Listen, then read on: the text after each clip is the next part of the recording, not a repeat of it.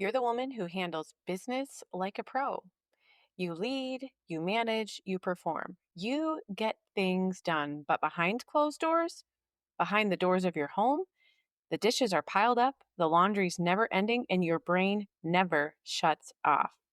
So, if you have ever felt like the woman who's winning at work but quietly losing the battle at home, this episode is for you. I'm breaking down why this disconnect happens, why it's not your fault, and the simple evening reset that can bring immediate relief. But I'm also going deeper because peace doesn't come from a cleaner kitchen or a better planner. It comes from rebuilding your life on purpose, starting with the way you think, the way you live, and the way you manage your energy. That's exactly what we do inside Accomplished Lifestyle. And today I'm inviting you to take that first step. So, let's get started.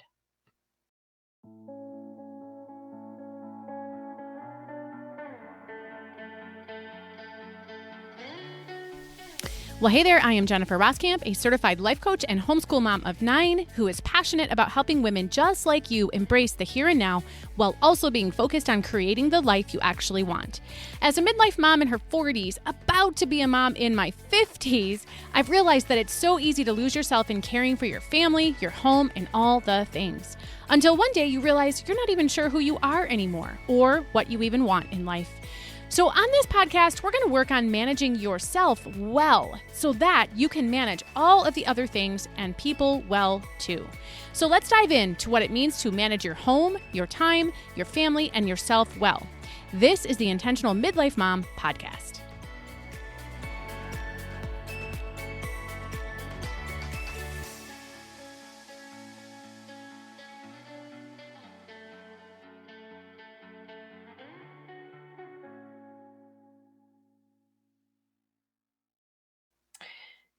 So, let me start off by saying even if you are not a working mom, you will be able to take a lot away from this episode. So, this one is designed specifically for working women, but if you have a home that you manage, I promise you will be taking a lot home from this episode. So, here's what I want you to know. I want you to know that there is kind of this pain that many, many, many working women find them with. It's this pain that, again, I manage everything at work. People assume I have it all together, and of course they would based on what I do at work, but they have no idea what it's like in my home. And not only that, it's a struggle within yourself. It's this frustration, it's this disconnect that you feel in yourself because I can manage all of the people. I can do all of the things. I can manage my time well. I'm super efficient. I'm super productive. I get things done at work. What's wrong with me? You ask yourself, what is wrong with me that I can't get it together at home? And it is so frustrating. It's painful. It's just hard to face it. You haven't done anything wrong. It's so important to understand that this is such a common problem. There is this secret shame, I think, that many successful women carry. And it's this number one, all women, I think, feel this need to meet the expectations of the highlight reel, right?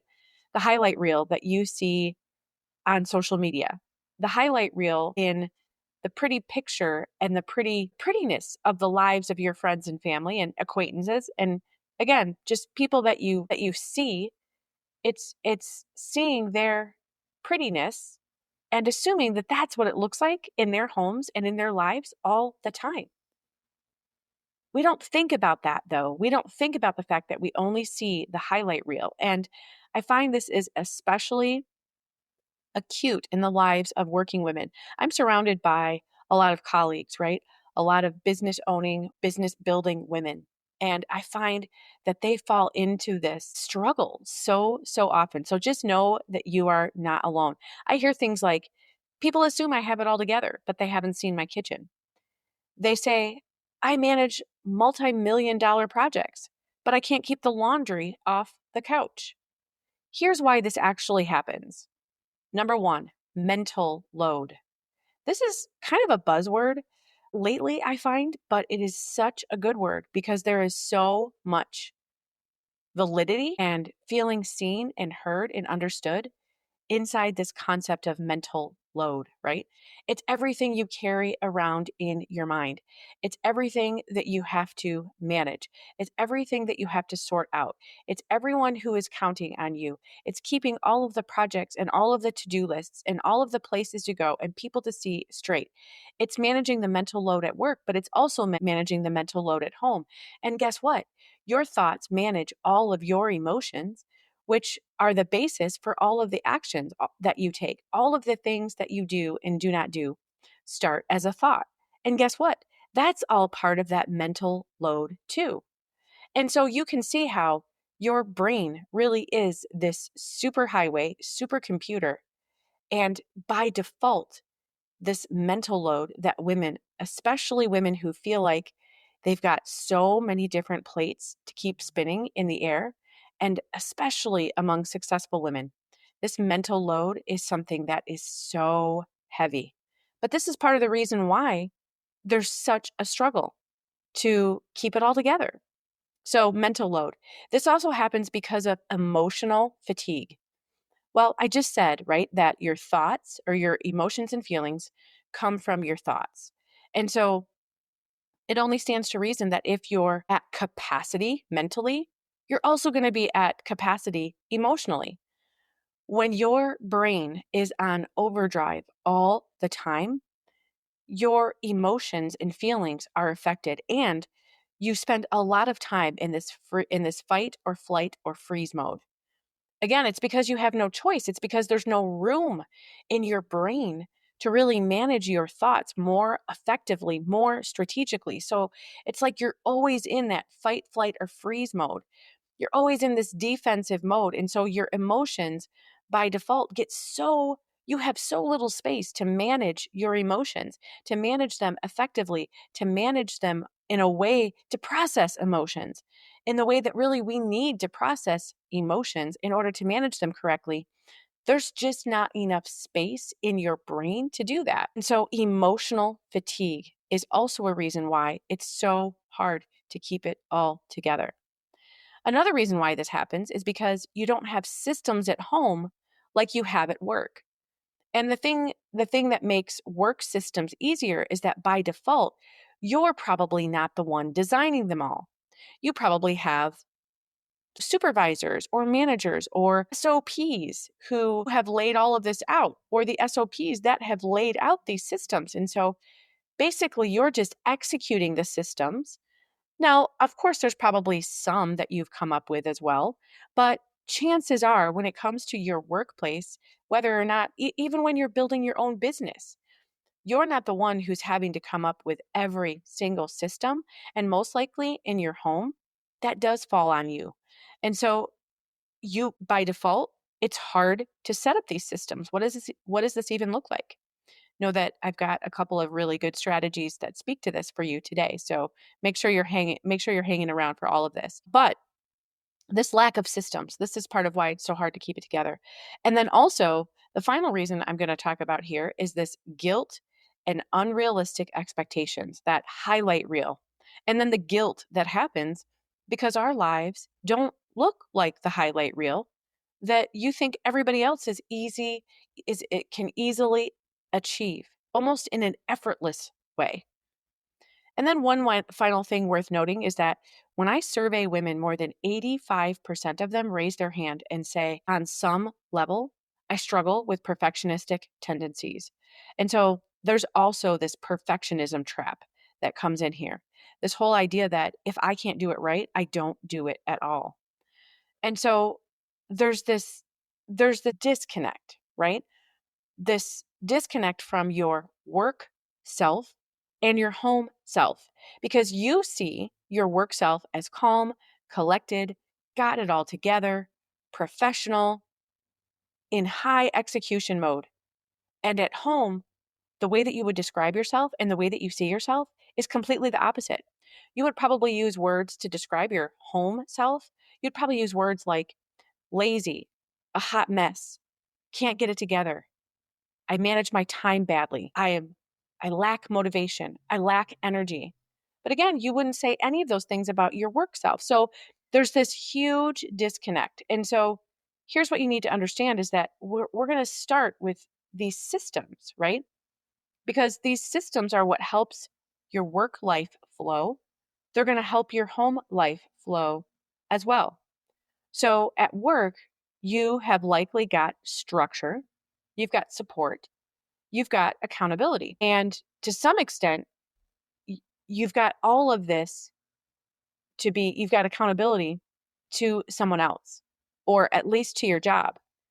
And so by default, all of these things, right? The structure, the support, the accountability, a lot of that stuff that's already built in, you're just there to fill in the gaps. And in reality, someone else, even if it's just your job, is helping you make decisions rather than you having to make all of the decisions, right? Even down to the what time your workday starts, right? You might have someone else, a job description, telling you what time your day starts, telling you what time your day ends. So even that basic little part of a system makes your workday feel more manageable because you know what the clear guidelines and expectations are. And so in the workplace, your workplace demands are helping manage you. It's not all you managing you, but that's what it is at home. So at work, you've got this structure, support, accountability. At home, you would likely describe things like I've got chaos, I've got endless decisions, and everything falls on me. But here's this one important thing I want to make sure you notice right now. And if you're half listening or multitasking, listen to what I'm about to say. Your home is not failing because you're lazy. It's failing because you're unsupported and unstructured in a different way. All right? Your home is not failing because you're lazy. It's failing. And by the way, failing is a strong word. I would not choose that word. I just know that working women come to me and tell me they're failing at home. So I'm using that word because it's a word that I know many, many, many women, working women and women in general, will identify with. But hear me when I say you're not failing. But let me go back to this important statement that I want to make. Your home is not failing because you're lazy. It's failing because you're unsupported and unstructured in a different way. Here's kind of this key shift that I want you to make right now. You don't need more willpower. You need the same kind of strategy and care that you give to your business in your work. You just need it adapted for your home life. So I've got a framework here that's going to help you. This is called the Evening Reset Framework, and it's got two parts. So the Evening Reset Framework, this is something that's it's designed to help you. Well, let's talk about part one. Let me jump into part one. Part one is the after work reset. And this really is designed to help you release the day and reclaim your space mentally and physically. So often we think about just the physically part, but mentally is just as important. So here's how to make this happen. Step one is a 5-minute visual reset. So when you get home, or when you step out of your office, or when you're ready to step out of the role of work, you're going to pick one space in your home. Pick a good space, a really important space, like maybe the kitchen counter or the entryway where everyone drops their stuff, or the desk, and go on a quick tidy, not a deep clean, just a reset. So you're going to pick this one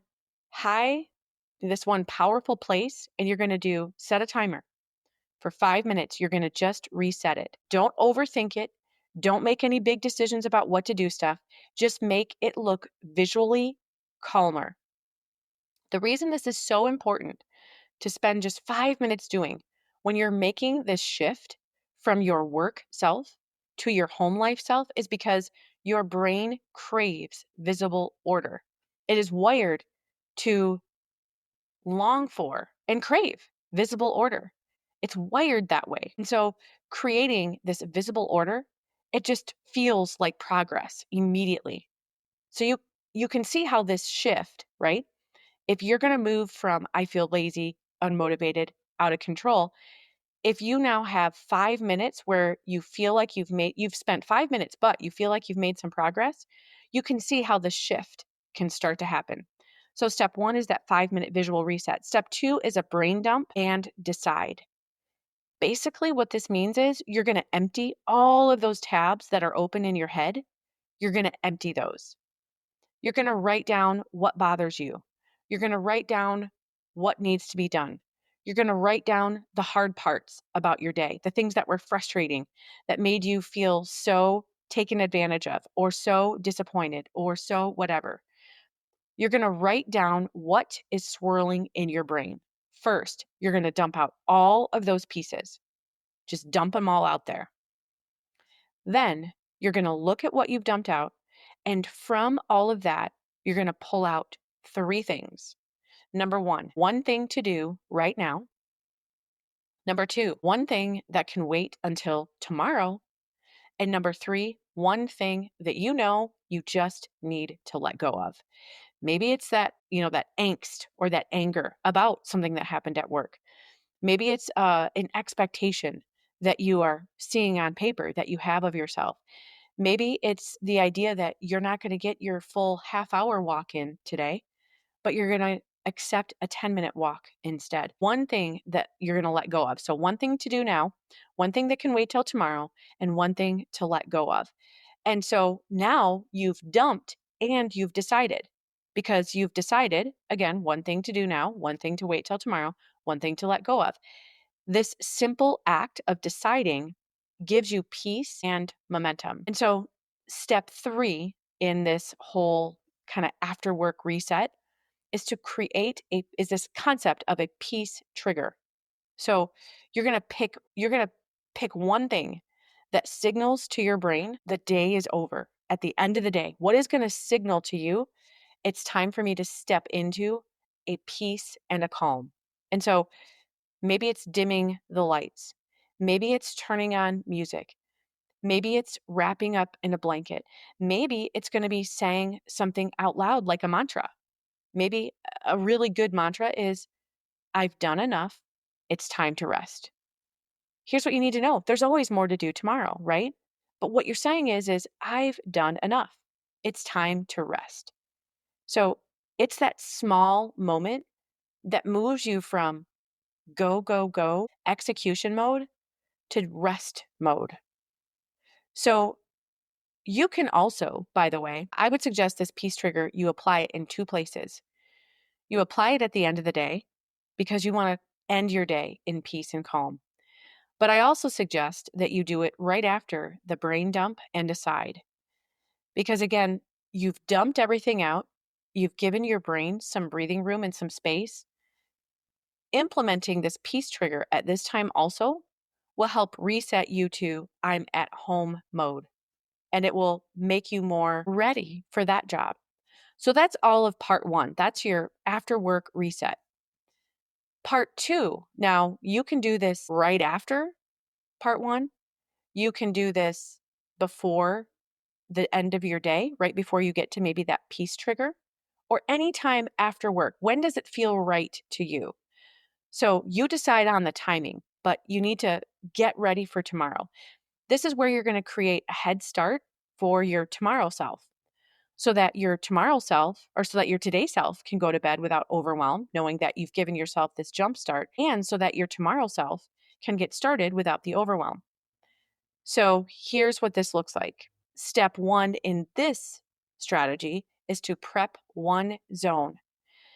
You're going to choose one thing that will make your morning go smoother.